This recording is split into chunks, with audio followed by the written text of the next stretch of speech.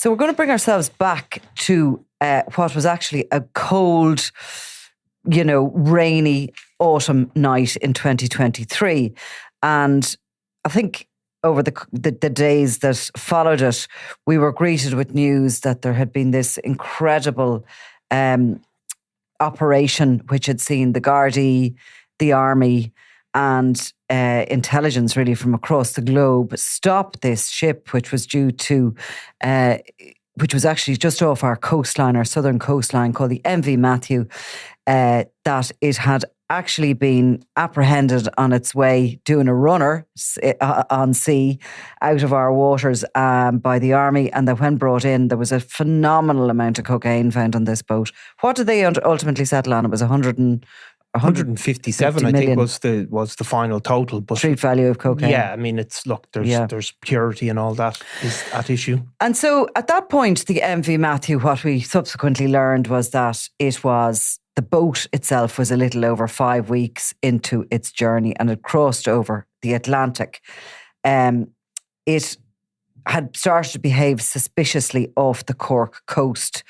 But initially this boat had left Caraco in late August, and it had sailed southwards towards Venezuela or along the coastline there before dropping anchor off Guyana, which is a popular loading spot for South American drug cartels. And she'd finally sort of left there, traversed the Atlantic and slowed once near the Canary Islands, where this fishing vessel, which was named the Matthew, was sort of seen nearby, but clearly this boat is under surveillance at this point. And then it was Saturday, September the 23rd, 2023, when the MV Matthew came into Irish waters and was travelling through the night towards County Wicklow. And it looked as if this boat was heading northwards towards Belfast. But by the next day, it had slowed down and there had been a report of engine trouble.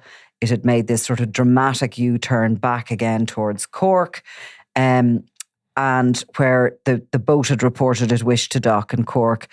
That night, storm brews up and a fishing trawler called the Castlemore ends up on the rocks or a sandbank off the Wexford coast.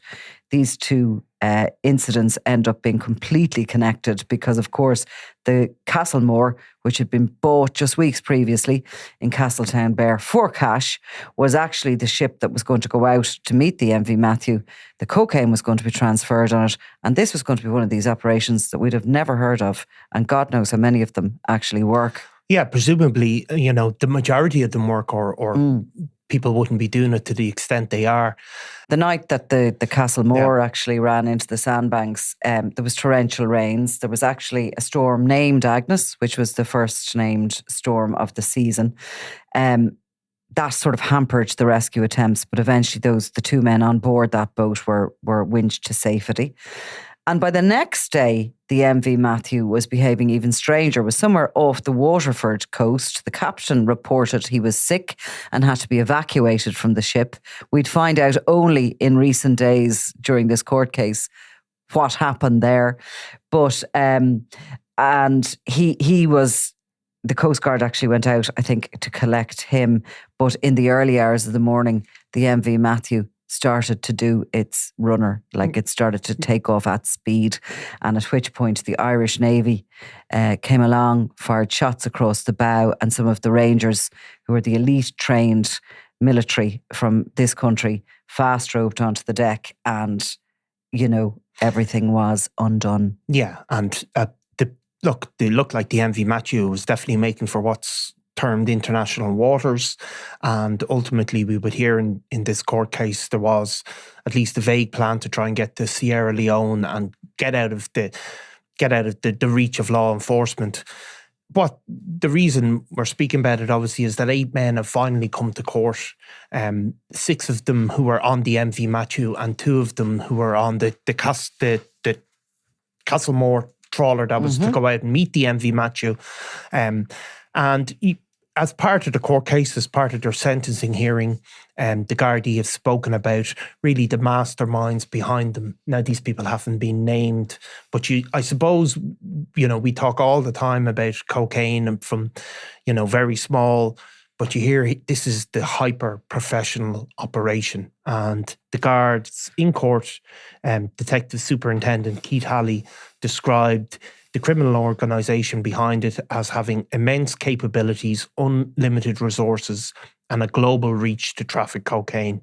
And he also described how it operated in a cell structure, which it was based in Dubai, and if one part was compromised, the other would get away with it. And then really intriguingly, he says that there's a major Iranian nexus to this enterprise, which I suppose goes to the heart of some of the investigations into the Kinahan cartel and the leadership based in Dubai, we've always heard about their ties with the Iranian regime. So from the beginning, the tonnage on the MV Matthew, which was 2 tons of cocaine, presumably destined for the European market. I don't think we'd use that much cocaine. I know we use a lot, so. But I mean, that was a huge amount. Yeah. So the investigations. So initially, who could afford that kind of tonnage, shipping it across the globe? And of course, the Kinahans were very quickly sort of named as being behind this. Now, we're talking 2023. They're a year sanctioned by the US Treasury at this stage. They're many years on the run from European law in Dubai. We have said again and again, the net is tightening and, they've kind of on their last legs, etc. An awful lot of their former business partners from the European super cartel are back in jail in their respective countries facing trial or having been convicted on offences. And yet here they are still behind this enormous cocaine enterprise, which, if we take from what we are hearing in court, has investment from Iran. So, and that's what has always been said about the Kinahans, that they are working to help move shipments of drugs which will fund regimes in Russia and Iran and ultimately fund terrorism and war. Yeah, so I mean, what you hear from this shipment, which is a very interesting aspect of it, is that Dubai is not just where the people who are suspected of funding it are based. You hear that Dubai is the key feature in how it's arranged. So the crew, the vast majority of them, I think all except for one of them, are flown out to Dubai in advance. The ship is bought through a company in Dubai. It's registered in South America. I'll tell you a little bit about that, because I do have detail here, and I don't think that came up. It didn't come in up the court bit, case, except for to say that they did fly over the crew. Yeah. So basically, a website in 2023 had only recently been set up for the MV Matthew, and it is pretty unusual for a boat to have a website, but nonetheless, this website was hosted in the free trade zone of Ras Al Khaimah in the United Arab Emirates. Yeah. Now, that was exactly the place that Daniel Kinahan restructured his boxing firm all those years ago. 2016, September, when the gym in Marbella, the then MGM gym, was raided, when James Quinn, the childhood friend of Daniel Kinahan's, was arrested and charged with the murder of Gary Hutch. When the cops burst into the gym that time, the Kinahans had just moved their intellectual rights and other rights of the gym to that free trade zone, Ras Al Khaimah. And I remember you and I sitting down, trying to find documents, and it's like as if the trail runs cold, isn't it? Yeah. But that sort of white supply line as such is leading straight back to those same places. Now, the boat, it turned out, was owned by an anonymous company registered in the Marshall Islands, which are these volcanic rocks basically strung out between Hawaii and the Philippines. And it was a place where America used to test its nuclear weapons in the 50s and 60s. And again, the trail goes cold there. So that much we know about the boat and the setup of the website around it, because all roads are leading back to this giant cartel conglomerate, which are the pride of Ireland. Yeah. But the people we're going to talk about now, most of them are just workers. They're just cogs in in the wheel. So there's a mixture of people, isn't there? There's the lowest level, the people that are, I think they're described even as utterly disposable, because obviously all of these ships need to be staffed with competent people who know how to do. There's also a captain who's much more complicit and certainly has a good knowledge of what he's involved in, and they have basically a cartel representative who isn't really a seaman in of itself, but he's there. A sinister character, certainly, how he's viewed by the others. Yeah. And behind all that, there's an interesting mixture of nationalities. It's interesting, the guards describing it as a cell structure, which of course, really the IRA played a key role in that concept of a cell structure for any of these organisations. And it's described how even if one part falls, which in this case, they obviously were caught, there's a certain amount of, there's evidence of communications and all that, but it doesn't go all the way up to the top. And that's what the cell structure is. Very few people are told what anyone else's role is. Exactly. You're on a need-to-know basis. Yeah, and you'll have a cell that'll be involved in the logistics of it. You'll have a cell that's presumably involved in the registration of the boat. You'll have a cell that's involved in maybe the actual purchase of the cocaine in South America. And none of these people know each other. And even though these people, and it's a great job, 8 people have been brought to justice, you can see how, and the guards have said there's ongoing investigations, but that cell structure has protected, I suppose, some of them. But yeah, it's interesting, I think. The nationalities you spoke about there of the crew, 2 Iranians, couple of Ukrainians, and this Dutch national, who is the Kamali Ozcan. And he's described as the cartel's eyes and ears on the boat. And people are, certainly the captain, the Iranian captain, is afraid of him, believes he was put there to kill him. Yeah, the evidence the court heard. And there's digital communications that he's getting and receiving, and he's obviously there to make sure the operation go. He's the representative there. Yeah, because when you think about it, you sort of talk about randomers, being employed and disposable people being employed, but that is a lot of drugs and a lot of investment. A lot of money has gone into that. So you're not just going to give your prized possessions really to anybody. They need a representative there to be their eyes and ears and to make sure that everybody is doing what they should do and nobody's speaking to the authorities. Unfortunately, someone was somewhere. Yeah. I'm not saying within the crew, but all the while this shipment was being watched. The 2 on the Castlemore trawler were a British guy called Jamie Harbron, a 32-year-old. He's the only name I've so far attempted to pronounce apart from the Dutch guy. And a Ukrainian called Vitaly Lapa. A much older man. 62-year-old guy, right? So they came to Ireland and they bought that boat for 300,000 cash. Which is a huge amount of money straight off to be investing in something like that. Obviously, if things had gone right, presumably they could have landed the cocaine. The idea would have been then to distribute it probably to Ireland and the UK. It is believed, and maybe the boat could have been sold then. But if you think about the resources involved, there's very few drug gangs that have access to that amount of money straight away to buy it. But again, it's another cell structure. I mean, presumably the guys these 2 guys, the guys in the MV Matthew wouldn't have known where they were going, what they were going to do. And again, there's protections built in the whole way through it. So the evidence that's heard during this sentence hearing, of course, in the Special Criminal Court is that this Dutch guy, and we must try and find out some more about him. He was the only one of them that travelled with the drugs from the beginning to the end. So he actually was with that boat when it left Caraco in Brazil and made its way to Venezuela. And before it set sail across the Atlantic, when the rest of the crew had gathered aboard, and he collected the drug shipment, it's said, at sea.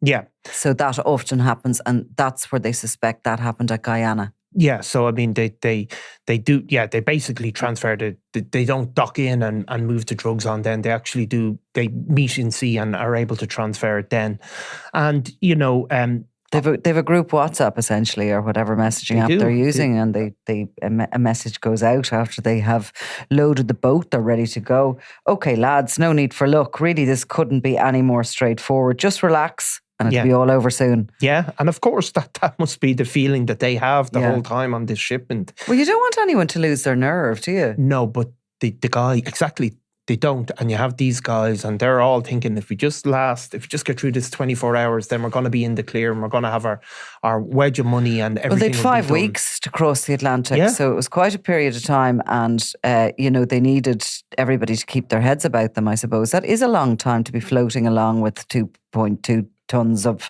cocaine and a hefty prison sentence ahead of you should anything go wrong. And I mean, that goes down to even the boat, and sometimes, and we have seen, sometimes it can be human error and sometimes it can be mechanical error that gets these people caught up. So I'm not sure I would have slept too well on that boat on my way over. But, there was a promise of a big payday at the end of it, and this is always the lure. Yeah. Now, but you can hear, obviously, Osgen's role. Like he's hired in theory as a cleaner, I think, for the MV Matthew, but the evidence is that he stays in the best cabin on board. Ultimately, the captain gives evidence that Osden actually says if he pled guilty like the rest of them did to importing cocaine for sale and supply, and he said he was to receive a bonus of 100,000 if it all went okay, and that he was being directed from a couple of thousand miles away in Dubai. So he obviously has a point man in Dubai there.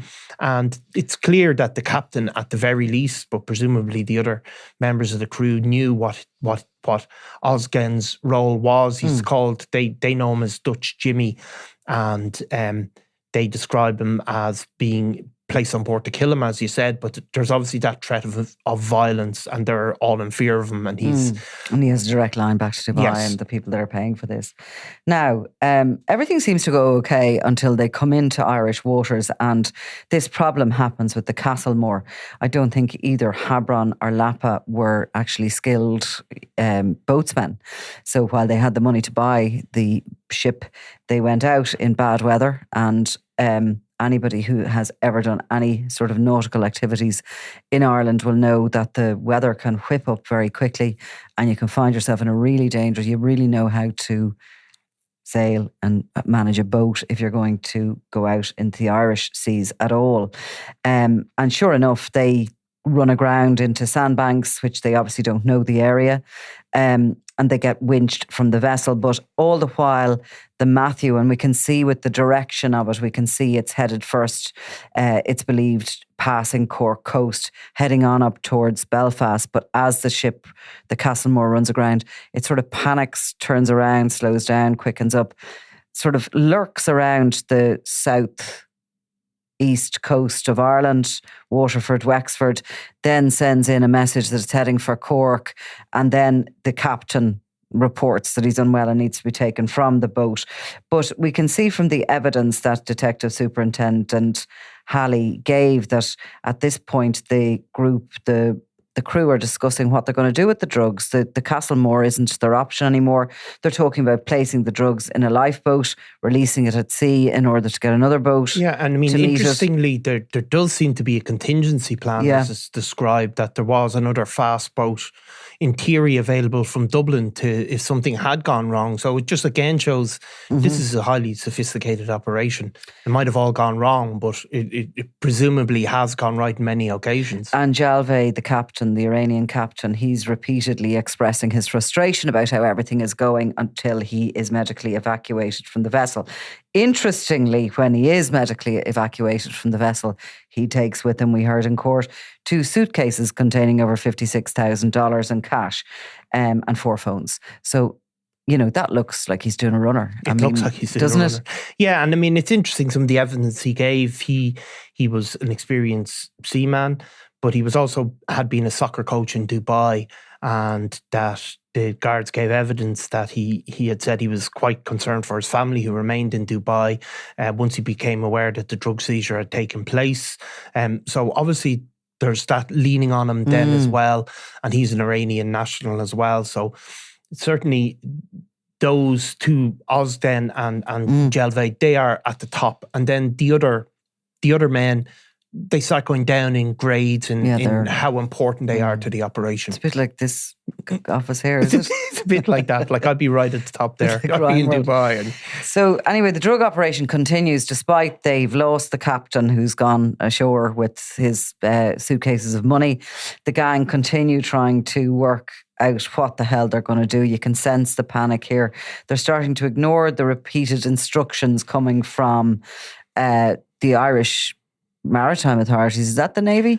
Yeah. To land in Cork, to move, they're out and they're patrolling the seas and they're telling them, immediately dock in Cork. They're refusing to take those orders. The Navy, I think, fire some warning shots at the vessel because it's refusing to do what it's told. And finally, the gang, and this is described in court as final instructions from onshore gang leaders. The crew are told, tell them to make fire and go full speed to Sierra Leone. We're not told where those onshore gang leaders are. Yeah, where shore is. Is that shore onshore Dubai? Yeah, and likely that is where the directions are coming from. So and Sierra Leone, interestingly, which was something that was raised when it came to Daniel Kinahan's background before he had some interest in Sierra Leone. So they were told by their overlords, we don't want to make a single dollar profit on this operation. We don't want you to go to jail for nothing. Go full speed. So that's an order given by literally an armchair boss, isn't it? Somebody who's not there on the scene at the time. You have the Navy firing warning shots across your bow. You have the Army Ranger Wing heading for you to arrest you. You're in trouble enough with your 2.2 tons of cocaine on board. And the boss is telling you, go hell for leather and try and get to Sierra Leone. Not great advice for the guys left behind on the boat to face the music, is it? Because it will cause them further problems when it comes to sentencing. Yeah, and of course, for all the sophistication of the operation, the people directing it seem to have a shaky legal knowledge because they sort of seem to believe that they couldn't be boarded by the Irish authorities once they got outside Irish territorial waters, which doesn't seem, it isn't true. No, not when it comes to a situation like this. Not when it comes to like the situation like that. They'd also been told to stay out of UK waters, as Ireland only had this VHF radio, but the UK had more ability to track. Again, that doesn't seem to be fully true. So there is sophistication, but this is still a criminal enterprise without the kind of normal checks and balances that you would expect. And also when it's like it becomes apparent that, the Air Corps helicopter is on its way carrying the guys from the ARW who are probably hanging out of it at this time because they're winched aboard and this communication is ongoing to the overlords, the onshore bosses. And at that point, the onshore bosses say, destroy the drugs. They say, quite extraordinary. And that's just to get it overboard. But it's all the information, as you say, the advice is just the checks and balances haven't been done, really. Yeah. It's somebody with a belief that they know everything, including the waters, the laws, the policing of the waters between two jurisdictions and where they should be. Their rights, obviously, their legal rights in this situation. Yeah, and then finally, they don't want the authorities to... Yeah, I mean, they say there is a text and they're obviously told to delete everything from the phones as well. So we don't really get into what sort of apps they're using to communicate, but one of the final messages from Dubai says, be confident there's a law stop them from boarding the ship just before they board the ship. Before they board the ship. And of course, when they board the ship, the Army Ranger Wing find that there's smoke coming from these lifeboats. So the crew have followed the instructions down to starting to burn the cocaine. And of course, that is evidence, but you're hardly going to be able to burn the whole lot of it in those circumstances. It's going to be put out. Funny enough, I was talking to the forensic analysts. Say that word, I can't. Forensic analysts. You can't either. Forensic analysts. Go on. It's one of those words, isn't it? It is. I'd hate to be a FA. Go on. Anyway, talking about they had to test this this cocaine, when it eventually was brought in, it's a massive mountain of cocaine, 2.2 tons. So they have to test it to make sure, A, it's cocaine, and B, to check it for its purity. So they don't obviously bring the entire amount of it to Forensic Science Ireland lab. They go and they take agreed samples. So they will take, for the ordinary person, a bit from here, a bit from here, and a bit from there. They are all wrapped usually in similar packaging, exactly. So they will agree to take one, to open a portion of one bale, say in the middle of it, one bale to the side. Thought that was interesting. I don't know why I thought they'd have checked the whole lot, because of course it's coming from the one producer essentially, or seller, where whoever ultimately sold that to the cartel and their co-investors, it's coming from one bulk load, isn't it? Yeah. So anyway, that was as they got the vessel in. We'll come to the vessel itself actually in a minute. But so they extinguished those flames on the lifeboat coming from the cocaine, and all the lads were arrested. They were all arrested. Now, they've pled guilty at a relatively early stage, so they will, and presumably you've heard varying evidence from the defence solicitors. Certainly some of them seem to be at a much lower level and have much lower financial rewards promised to them. And this is evidence is coming from them themselves. This is the evidence coming from themselves. So we're repeating what they have told Gardaí was to be their payment.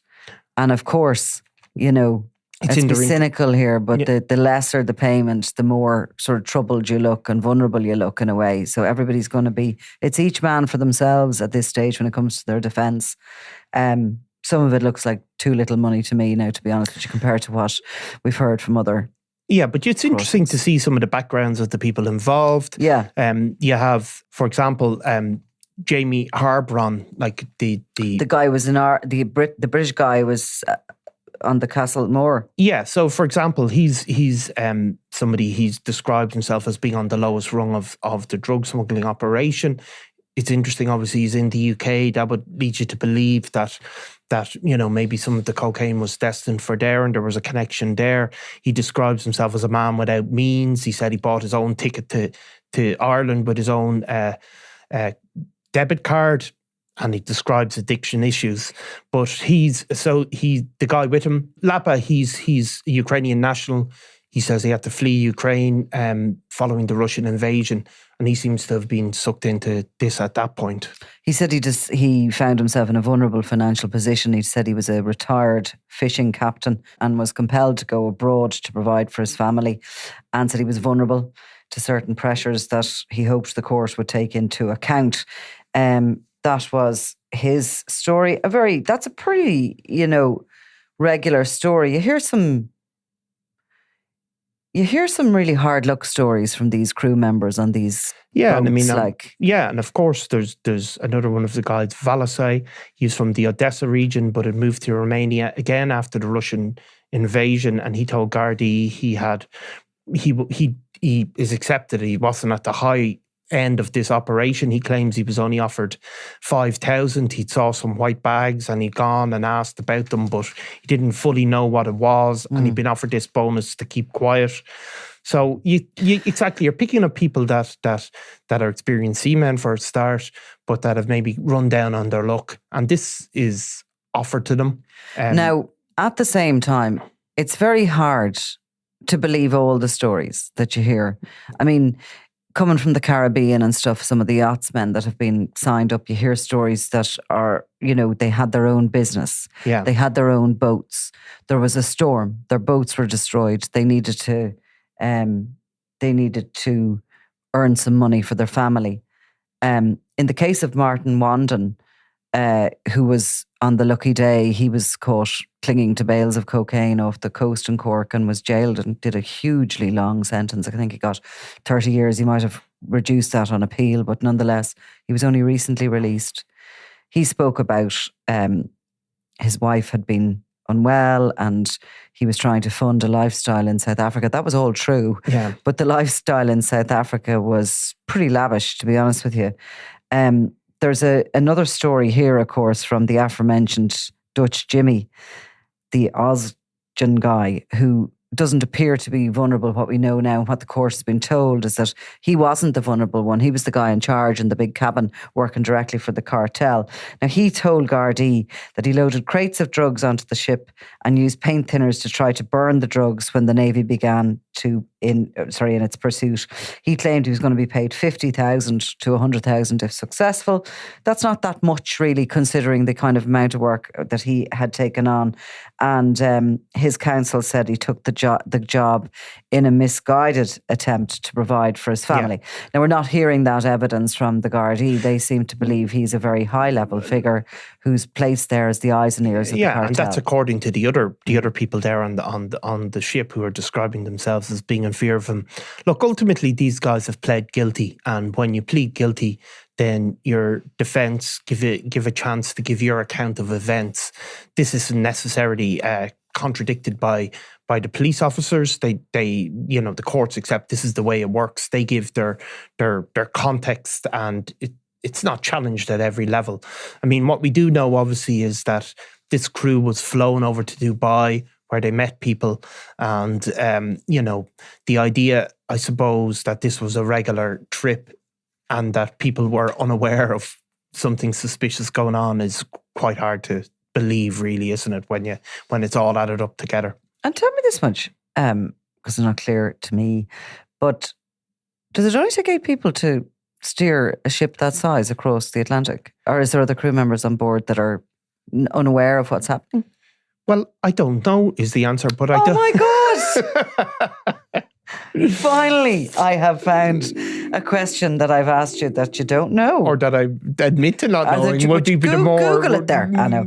It won't come up on Google, no, of course, because it's a highly intelligent question. No, but there's, that seems like a very small amount of people when we think of the size of the MV Matthew, and you're going to talk about now, it's the size of it and where it's had to remain that has ultimately costing the state a lot of money. I think you don't need a massive crew when you're like, we're obviously all used to things like ferries where there's passengers coming on and off and all of that and services being offered. So I think you can run it on quite a small number of people, even if it is a big that other vessel. Big boat that was stopped in Philadelphia. Yeah. Can we remember the HS? Yeah, I know the one you're talking about. I won't try now in case I get the wrong boat and then I'm sued by some multinational shipping company. Yeah. But anyway, on that one, there was a core group of crew that were there to transport the drugs, but there was an awful lot of other people working on the boat who weren't aware of this plot. It's just the crew that were, hired to do this job were going to be in charge or in control. Yeah, but I don't think there's a massive crew anyway. I hope you're actually wrong and somebody comes on and corrects you completely, because you say that with such conviction, having said I don't know. Okay. Well, I hope I'm right. Are you Googling? No. Forget about it. Let's move on and tell me about how much it's costing the state to keep the MV Matthew. What the hell are we going to do with it? Well, exactly. So since it's been seized, it's been sitting in the harbour in Cork because, of course, this is going through the courts. And when things are going through the courts, generally the evidence has to be kept in place. Even with cocaine seizures and the like, they do tend to be burnt. Presumably all that £157 million worth of cocaine will at some point be just burnt in a furnace effectively, isn't it, by the guards? Well, I mean, once it's tested, that's all they need. They need to know the purity of it and they need to know it is cocaine. Yeah, however, often during cases, you need to retain the evidence. And obviously this is the ship. Nobody is going to come and put their hand Bring up it and into say, court. Well, exactly. Let's have a look. The police, the famous, if you go down to the district courts, you'll see these police property hearings where, the guards raid a home, they seize loads of stuff, they take, a watch or whatever, and somebody goes down and says, that's not the proceeds of drugs, that's my watch, my mother bought it for me. Yeah. Here's the receipt.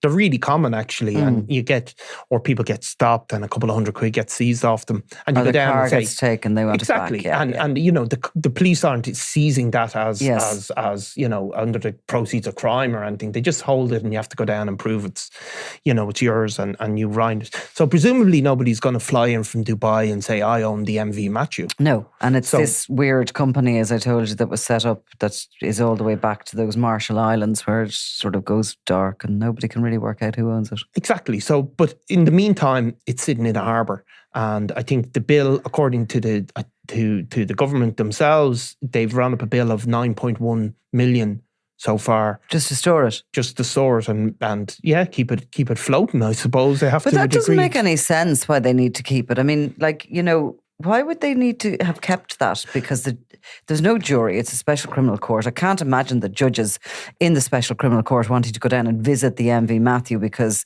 they couldn't understand, the way the Army Ranger Wing, fast roped onto the deck of it or anything. I don't totally understand why we need to keep it. I'd say it's just sat there and nobody's worked out what the hell it is we're going to do with it. Well, I'm sure nobody wants to buy it. For the moment, if you want to hear, this is from Paschal Donoghue, the minister himself. Okay, he knows a little bit more than me. And he says, in relation to the costs, taking account of all the payments made and charges pending, so presumably the government are charging themselves for storing it, which is ridiculous. But that presumably is what it is, or to some extent. That's kind of money laundering. Well, so revenue estimates that the average weekly cost of managing and maintaining the vessel is in the order of 120,000 per week. So they can't even just let it sit there. Presumably they have to keep it to an extent. They can't let it sink. So the bill, the 9.1 million bill, is made up of 3.4 million in crewing, 3.6 million in maintenance, and 2 million effectively in berthing and unberthing and movement of the vessel. So you see, the problem could actually lie in the fact that the Criminal Assets Bureau, who would be in place, and there's a legal structure, a clear legal structure for them to seize and so it actually to says handle it here. assets. So in other words, they could seize that, but they're seizing it from an unknown entity. They're seizing. And so the courts have been very friendly with the Criminal Assets Bureau in that they allow them something like a car that's depleting in value. They will allow them sell it, keep the money in the bank on ice, essentially, until the final, judgment is given. But presumably when some of these guilty pleas came in, the Minister Donoghue said that the Special Criminal Court in December 2024 authorised the release of the MV Matthew, thereby facilitating its disposal. So therefore allowing it to be sold. Right. And that there is a bidding process currently underway. Right. I don't know how much you will get for it, but he says it's a key requirement. So so if it's for sale, surely it's for sale. It has to be for sale on the MV Matthew. For sale. And he also says that since March 2025, Revenue have been actively engaging with the vessel's flag state Panama and the Marine Survey Office to ensure these regulatory requirements are satisfied. So presumably they've had to at least attempt to make the owner aware that this is going to be sold, to somehow put that through. Now, this boat was initially valued at 9.5 million. Yeah. Jesus, if you have 9.5 million, it's pretty big if it was seen as a piece of real estate. Yeah. If you could live on it. Yeah. Which you can, clearly, but maybe you'd then have to pay for your docking fees and everything. Anyway, so that was in 2023. It was 9.5 million. In November 2024, our sister paper, The Irish Independent, is reporting that at that point, the costs to maintain it had soared to over 5.3 million. So that's late last year. Then we hear in December that the state is hoping to fast track the sale of the MV Matthew in the new year in a bid to eliminate these spiralling costs. By February, RTE is reporting that the disposal could take a number of months, according to Revenue. And RTE are now reporting what you have spoken about there, that the ships...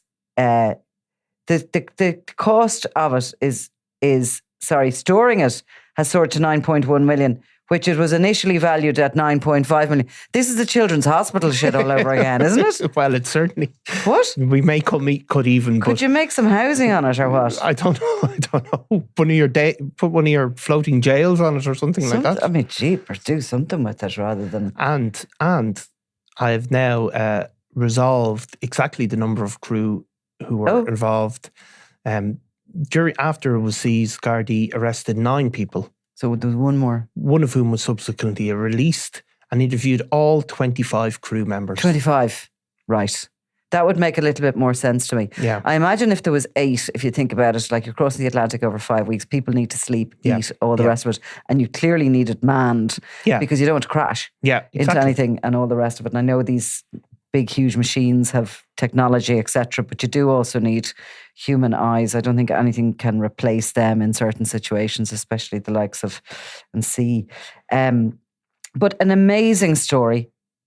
Yeah. Not quite the end of it yet, because as the courts have been told, as the Gardaí have stated, there's still ongoing investigations into other cells.